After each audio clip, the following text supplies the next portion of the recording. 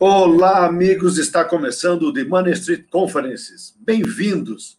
É um programa dedicado a tratar onde está o dinheiro para o mercado imobiliário no Brasil e no mundo. Eu sou Heitor Kuzer, eu falo de Brasília, e estamos aqui com o nosso querido amigo Sidney Shaw, que fala diretamente de Nova York. O The Money Street Conference é exibido em nossos canais no YouTube. Esperamos contar sempre com a sua presença, com a sua audiência, que o conteúdo possa trazer para você novidades importantes e boas coisas para você procurar dinheiro ou investir o seu dinheiro. Tudo bem, Sidney? Como é que você está aí? Como é que está os Estados Unidos hoje? Olá, bom dia, Heitor, tudo bem? Está bem, hoje é um dia nublado, mas a temperatura subiu muito por aqui, graças a Deus. Ninguém aguentava mais esse inverno aqui e assim, pilhas e pilhas de neve, né? Ninguém aguentava mais já. Agora, mas graças a Deus já voltou. O sol Ah, voltou. que bom, que bom, que bom. E quais são as novidades aí, Sidney? Eu estava falando ontem com o pessoal de Orlando, Uhum. já queria entrar rapidamente nesse tema, me dizendo que está muito reduzida a oferta de imóveis em Orlando, com filas de corretores para mostrar casas. Fila literalmente na porta da casa, 7, 10 corretores esperando para visitar e mostrar para um cliente.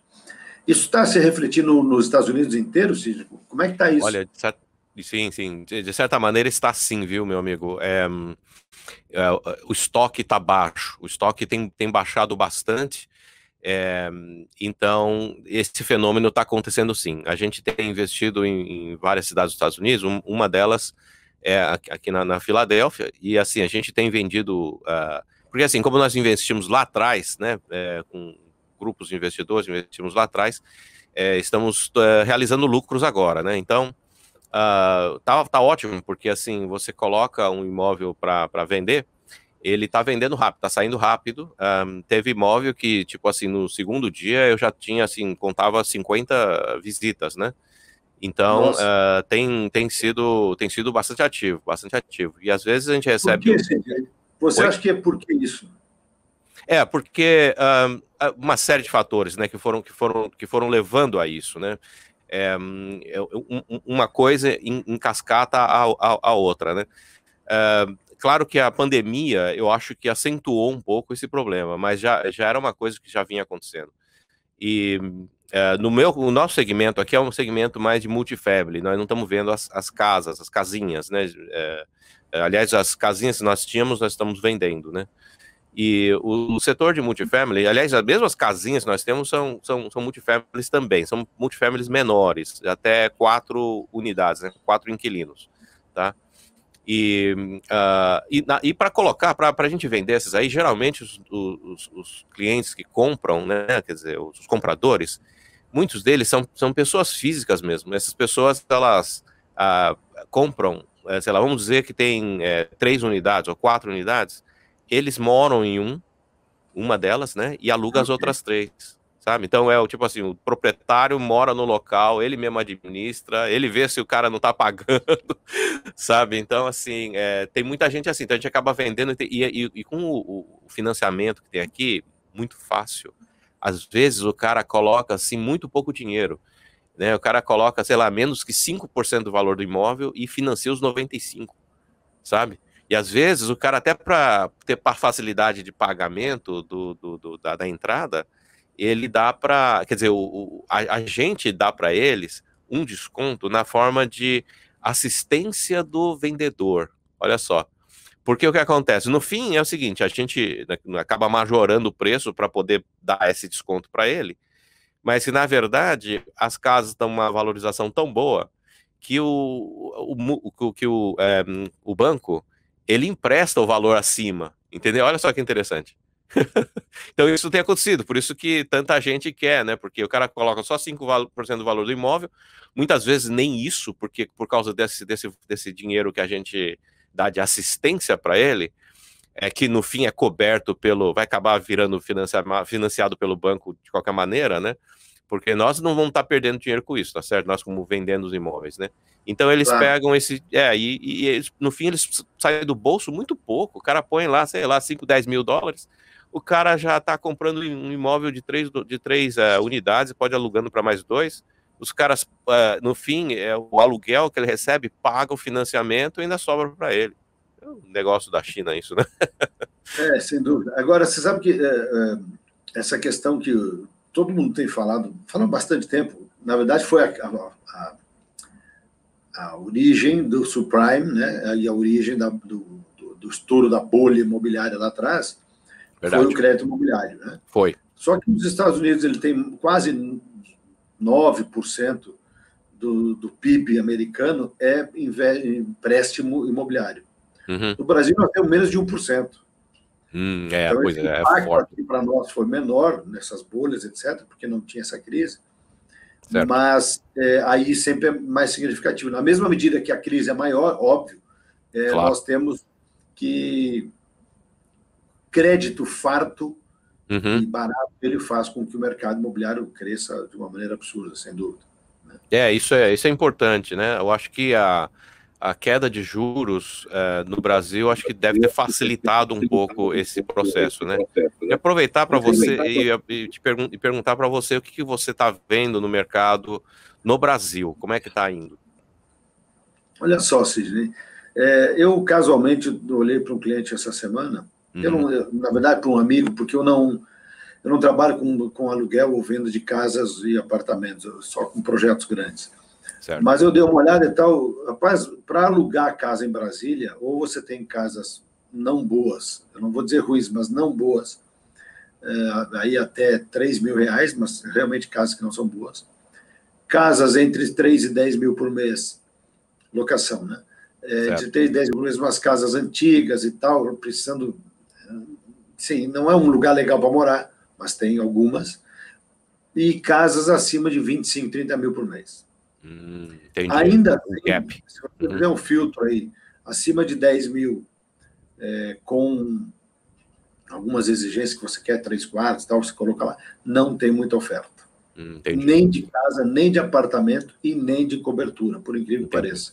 Só para registrar, pessoal, hoje é 5 de maio de 2021. Então, a gente efetivamente não sabe o que está acontecendo, no seguinte sentido, ou é escassez de demanda, porque está vendendo, ou é escassez de demanda porque as pessoas tiraram da venda para esperar o que vai acontecer. Entendi. Então, isso a gente está fazendo esses estudos. Já no mercado de logística, por exemplo, é o grande boom do mercado imobiliário brasileiro. Tá aí a chave. É impressionante o que o mercado de logística está crescendo. Eu tenho dito isso já há uns 10 anos, que a hora que o mercado de logística e o varejo olhar para o Nordeste, o país terá um boom. É que, por enquanto, ainda está cômodo atender ali São Paulo, Rio, as grandes capitais, nem todas, mas, por exemplo, uma grande rede de varejo abriu 50 lojas no Pará. E eles são a única grande rede do Brasil que está lá. Olha só. Tem, por exemplo, aqui no Brasil, o corredor do agro, né? Que ali no norte do Paraná, Mato Grosso do Sul, ali tem muita riqueza, muito dinheiro, mas tem pouco atendimento.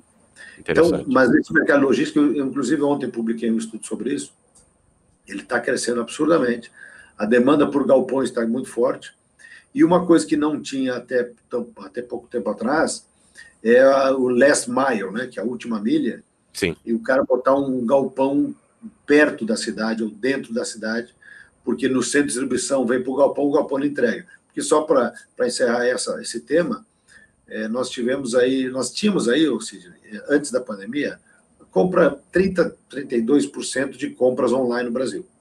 Certo. Hoje está 67%. Pois é, cresceu Subiu muito. Então, as grandes redes tiveram que investir em tecnologia de software, de loja virtual, tecnologia de entrega e, obviamente, logística. Né? Nós mesmos temos aí, pelo menos, umas 10 operações aí de logística, centro de distribuição ou centros de frigoríficos que a gente está trabalhando. Então, esse mercado está muito forte. O comercial, obviamente, deu um tombo, mas, recentemente, o Google, o Facebook, os grandes do mundo, já disseram que vão voltar a trabalhar no escritório. Não sempre, né, mas não como era antes, mas vão voltar por uma razão muito simples, que, aliás, eu disse isso também. A criatividade, Sidney, ela se reflete muito mais quando você está no mesmo ambiente, conversando, trocando ideias. É verdade. Não que não possa ser aqui virtual, claro que pode. Mas ali sentado, junto, então, a energia é outra, e eles chegaram a essa conclusão, que especialmente a parte criativa da companhia vai precisar voltar a se encontrar. Então, o mercado o corporate, né? O corporate deve voltar, obviamente não com essa força, e deve voltar com outro perfil, com espaço para lazer, com mais espaçadas, as pessoas mais espaçadas, não tão aglomeradas, um híbrido entre uma espaço de coworking, o próprio coworking, ou seja, vem o funcionário trabalhando agora, aquela velha história do seu desktop, do seu dockstation, isso aí não vai acontecer mais. Tá certo. Vai haver uma mudança de hábito, né? Eu acho de forma de trabalhar. Isso vai refletir nos espaços, né? Aqui nos Estados Unidos eu vejo um movimento muito semelhante também, né? O e-commerce também bombou. Por exemplo, só a minha família, por exemplo, né? A gente agora não vai mais no supermercado. A gente pede tudo, eles entregam uma vez por semana. A água é entregar uma vez por semana, né? A gente já nem sai muito. Outro dia, quer dizer, como estava falando para você, né, a gente está vendendo imóveis e a gente não investe só na região onde eu moro, né? Quer dizer, para minha facilidade, não. A gente investe onde tem oportunidades. Então, a gente tem investimentos fora da minha cidade, né? Então, o que acontece tem serviços que, inclusive, é o seguinte, eu não preciso ir pessoalmente até lá. Tem um site aqui nos Estados Unidos que chama TaskRabbit. Aí eu pego lá a pessoa para fazer qualquer servicinho, assim, office boy, sei lá, ir pegar um negócio para mim, de uma casa para levar na outra, enfim, coisas assim, né? Então a gente faz esse tipo de arranjo cada vez mais. No passado, pré-pandemia, era capaz de eu mesmo ir lá e fazer certas coisas, certo? Mas hoje não. O interessante é o seguinte, esse serviço já existia. Era pouco utilizado. Você lembra, nós que somos dos mais, eu diria, mais experientes, né? Eu sempre usei o Skype para fazer exatamente o que a gente está fazendo aqui. Só que aí o mundo descobriu o Zoom, o Teams, o Meet, o StreamYard, que, aliás, pessoal, o StreamYard é a ferramenta que a gente está usando aqui. Isso. Mas eu sempre usei. E outra questão também, só para fechar esse movimento do mercado imobiliário, há também uma tendência muito forte do turismo de negócio despencar eternamente. Vem aqui tomar um café, esse troço acabou. Todo mundo chegou à conclusão que não precisa mais fazer isso. Em contrapartida, o turismo de lazer vai dar um estouro muito forte. Pra você ter uma ideia, eu mesmo estou procurando uma pousada para passar um final de semana. Não tem vaga, em umas 20 que eu olhei, não tem vaga até julho. Imagina. E uma tarifa aí, acima de R$600 a diária, tá? Não é mole, não. Mesmo as de 1.500 não tem vaga até julho. Então, por quê? Porque o pessoal, bom, já que é para ficar em casa, então eu não aguento mais, eu vou para uma pousada, vou para um hotel, vou para um resort. Então, a hora que liberar esse mercado, ele vai bombar. Tá certo. Já o turismo de negócio, não. Tanto é que muitos hotéis nos grandes centros estão avaliando transformar o hotel em... O Ibis mesmo fez isso aqui no Brasil já, fez de um hotel um coworking, outros estão pensando em transformar em residencial, porque eles já estão vendo que ali na frente a luz no fim do túnel pode ser um trem. Tá certo. Tá certo. Bom, aliás, só pegando um gancho aqui, meu amigo, aqui também está tendo algum movimento assim, tipo de hotéis, né? Porque os hotéis perderam muito dinheiro durante a crise agora. Então tem muitos empreendedores da área de multifamily, né? Multifamily, pessoal, só para esclarecer, ele são prédios. Exatamente, é um termo que a gente usa aqui nos Estados Unidos, é multifamily, né? Multifamília. Então, ou seja, geralmente pode ser um prédio, pode ser vários prédios, tipo num condomínio, podem até ser casas, tá? Então, o formato pode ser um pouco diferente, mas a estrutura jurídica dele é uma escritura única, tá? Então, você tem um dono único, que pode ser uma empresa, não precisa ser uma pessoa física, né? Então, e a gente administra isso de uma forma conjunta, né? E ela é 100% para aluguel, né? Então, por isso que a gente chama de multifamily, de multifamílias, tá? Então esse é o termo que a gente usa, né? E os multifamilies, eles têm tido uma atratividade muito grande, porque primeiro que é fácil quer dizer, é mais fácil de operar, tá? Apesar de ter muito volume, você ganha escala, né? Você ganha escala. Claro. E a gente vai ter uma conversa próxima, a gente pode dar mais detalhes, tá? Sobre essa forma de investimento, tá? Às vezes tem gente que acha, não, mas eu preciso de 10, 20 milhões de dólares para você comprar e investir num desses. Não precisa. Às vezes com muito pouco dinheiro, às vezes até um pouco mais de 1 milhão. Eu estava até falando para um amigo outro dia, né? Que ele estava dizendo assim, ele tá vendo, ele tá querendo, ele mora aqui em Manhattan, né, aqui em Nova York, ele quer vender, tá pensando por causa da pandemia, arrumou um trabalho remoto e não sei o quê, para que vai ficar pagando aluguel caro aqui na cidade, né, e com a Broadway fechada e restaurantes fechados, não dá para fazer muita coisa. Ele tá querendo mudar e tá querendo vender, né, o apartamento dele, e veio me pedir uma consultoria ali, né. Mas assim, o cara, ele tem, o dele, se não me engano, é um dormitório, meio apertadinho, assim, e o cara não tem garagem, é um prédio, aliás, que não tem nem porteiro, tá? Então, você entra assim, não tem muitas unidades também, mas, enfim, aí ele quer vender, quanto vale o apartamento dele, né? O apartamento dele, 1,5 milhão, 2 milhões, entendeu? Assim, eu tava brincando com ele, com esse valor, você pode dar entrada para comprar um multifamily, sabe? Sim, você pode morar nele e alugar o resto das outras unidades. Isso é um multifamily menor, né? Livra suas despesas, tem uma renda com o mesmo valor que ele investiu no imóvel. Exato, porque como aqui nos Estados Unidos tudo é financiado, no mínimo 75%, 80%, então o que acontece é que, quer dizer, no fim, quem está pagando o imóvel para você são seus inquilinos, né?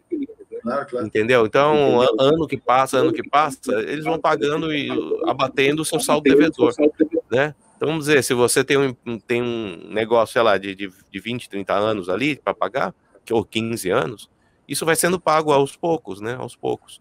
Então, é um excelente negócio. Oi?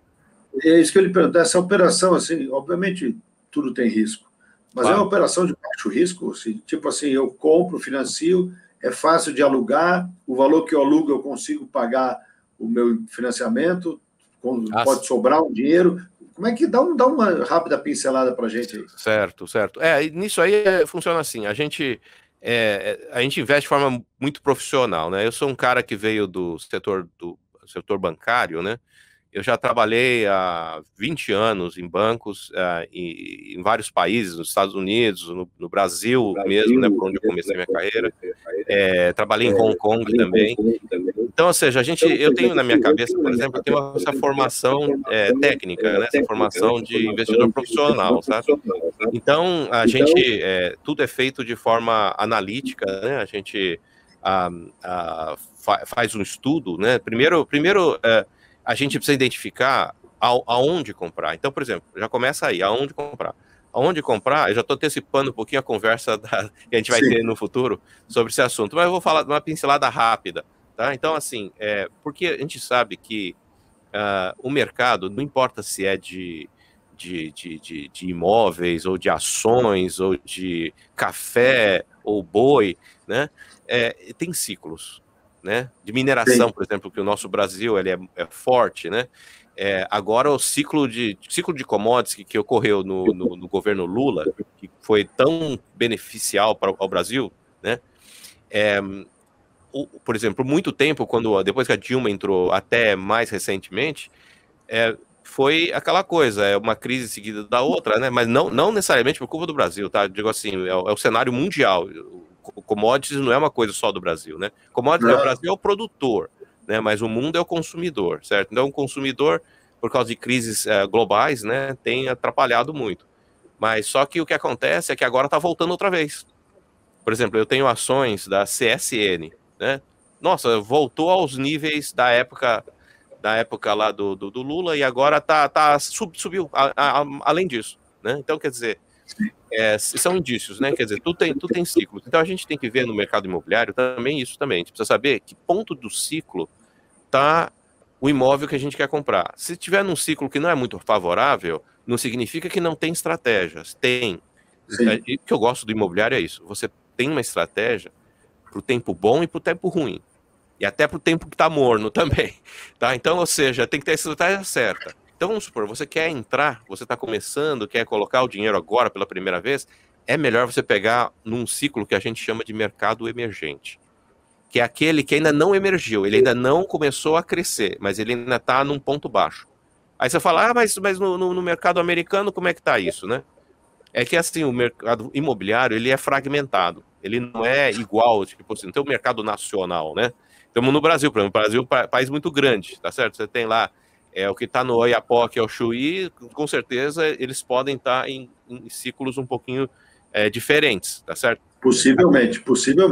Pois é, aqui nos Estados Unidos também, por exemplo, nas duas costas, você tem um ciclo mais curto, né? Na costa do Pacífico, na costa do Atlântico, né? Agora, no interior, você tem um ciclo muito mais longo, as coisas acontecem muito mais devagar, tá? Então, como tem essa diferença de velocidade, você vai encontrar mercados em todos os ciclos que você, em qualquer momento, tá? Então, ou seja, o primeiro ponto é esse. Oi? Agora, o Cid, vem cá e você que trabalha essencialmente com investidores, ou nessa visão, nessa olhada estratégica, muito mais estratégica do que só de se compra ou não compra, ou seja, tem o financeiro, tem uma análise financeira. Como é que está assim, o interesse ou o apetite do americano, seja pessoa física com $500 mil ou 100 milhões, e a pessoa jurídica para investimentos aqui no Brasil, especialmente no mercado imobiliário? Você tem ouvido alguma coisa sobre isso? Ultimamente tem atrapalhado um pouco, né? A gente também vê fundos meio que tá em movimento mais de saída do que de entrada. Esse é um problema. Eu acho assim, o problema principal, eu acho que começa pelo lado político, né? Porque o país começa a ser percebido como um lugar de muito risco. Então, mas isso é percepção, muitas vezes não reflete a realidade. Mas como o estrangeiro conhece pouco do nosso país, e sempre ele coloca uma margem extra de proteção. Às vezes a margem é tão grande que o cara não vem, né? Mas eu acho que uma vez que a situação da pandemia no Brasil melhore um pouquinho, eu acho que, e assim, é uma questão de educação. A gente precisa educar, precisa informar o investidor externo para conhecer as oportunidades que tem no Brasil, sabe? Assim, às vezes é por falta de conhecimento e às vezes assim a pessoa fica com medo excessivo que não se justifica, entendeu? Que não se justifica, porque no Brasil, o Brasil é um país juridicamente estável, tem instituições fortes, é um país democrático, sabe? Então essas coisas precisam ser consideradas, né? Então, enfim, é um pouco isso. Sabe que eu ouvi, e obviamente você sabe disso, mas só que eu queria a sua percepção. Nós temos, o Brasil, lamentavelmente, continua, pela análise das agências de risco, grau de especulativo. Uhum. Né? E a gente sabe que os grandes fundos estatais, fundos de pensão americanos, ou seja, o investidor institucional, uhum. Ele sempre tem em seus estatutos algumas obrigações e algumas regras e normas. E uma delas é não investir em países com grau de risco especulativo. Sim. Está no estatuto delas. Uhum. E aí vem a questão. Eu estava dando uma olhada no rating do Brasil, na Standard Poor's, na Moody's e na Fitch. Ou seja, nós vamos levar aí para sair do grau especulativo, eu duvido que isso aconteça em menos de 2 anos. E duvido que a gente volte a ser grau de investimento, pelo menos a menos, em 5 anos. Por quê? Porque a queda, obviamente, sempre é maior do que a ascensão. Uhum. Para sair do lugar que nós estamos, isso pessoal, sem nenhum juízo de valor, se o governo é bom ou se é ruim, isso é outra história. Mas nas análises de risco, são eles que estão dizendo, não sou eu, e eles consideram a parte econômica, financeira, as contas públicas e a parte política, estão dizendo que nós estamos num grau de risco forte. Portanto, para sair disso, tem que ser uma guinada muito forte. E aí, Sidney, que eu vejo que os institucionais, que são os grandes, e inclusive são os que eventualmente tomam mais risco, dependendo do caso, né? Esses aí estão com uma dificuldade danada, mesmo que quisessem vir para o Brasil. É isso mesmo, Sidney?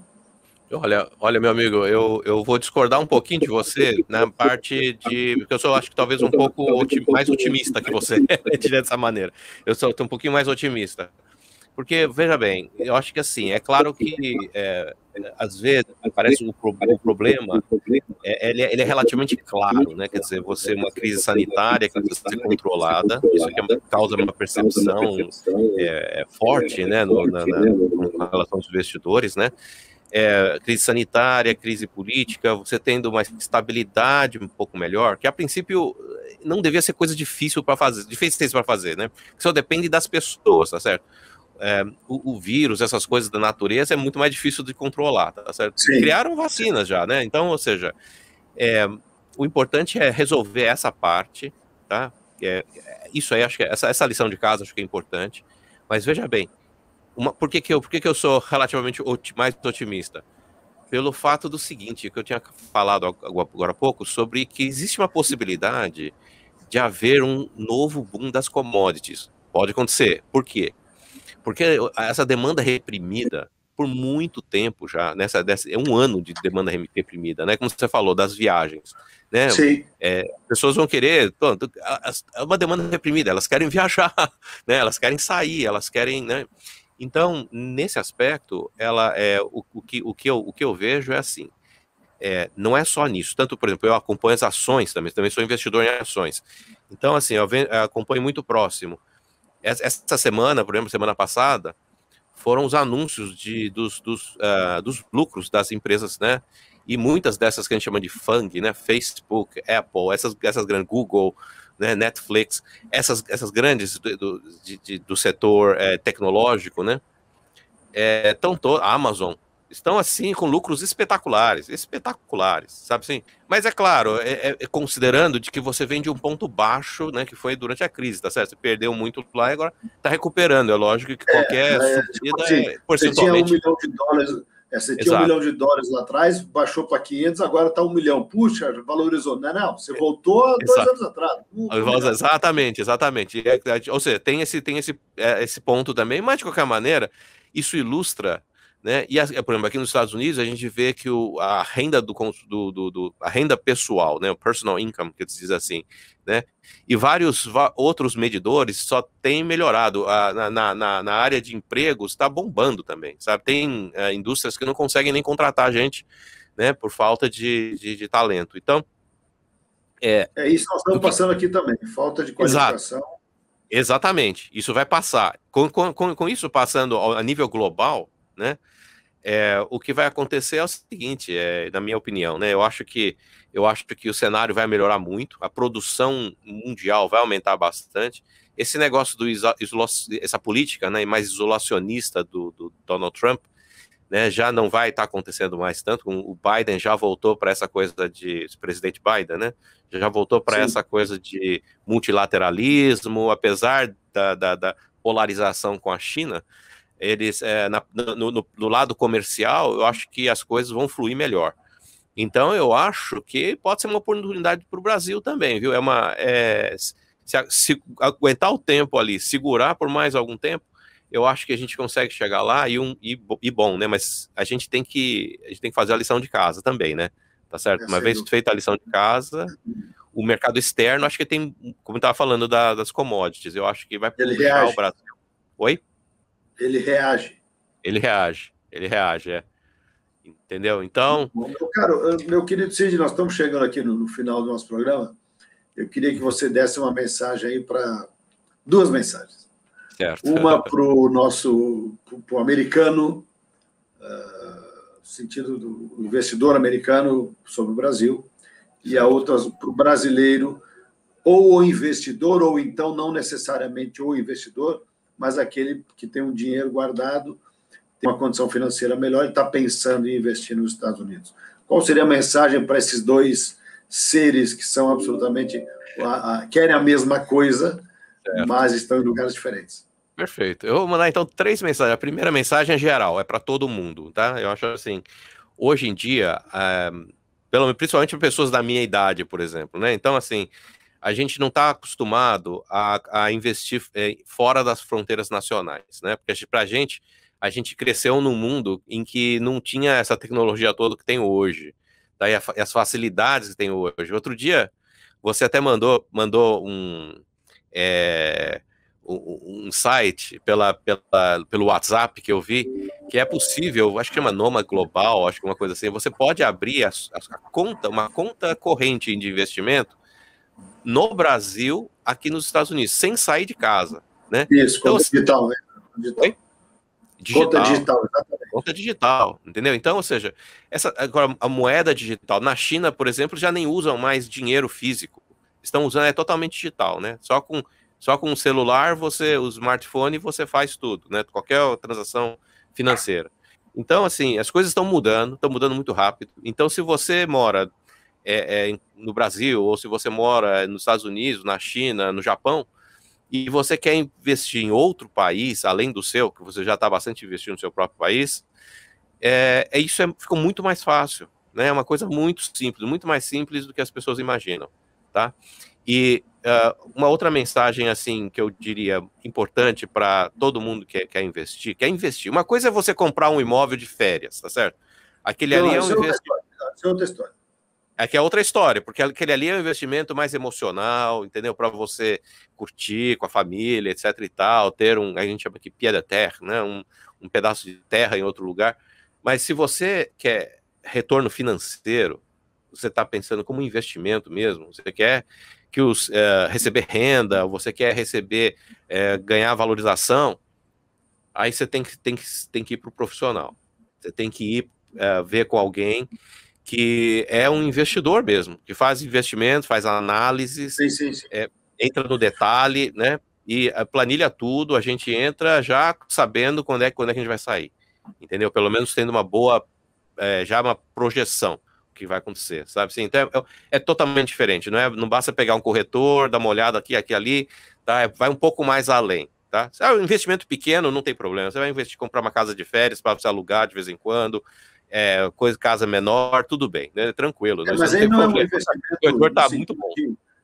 Não é um investimento, tipo assim, claro que sempre é um investimento comprar imóvel, mas é outra pegada, né? O valor que você vai comprar, você faz uma análise diferente, como é que você vai usar uma análise diferente, por aí vai. E a última dica...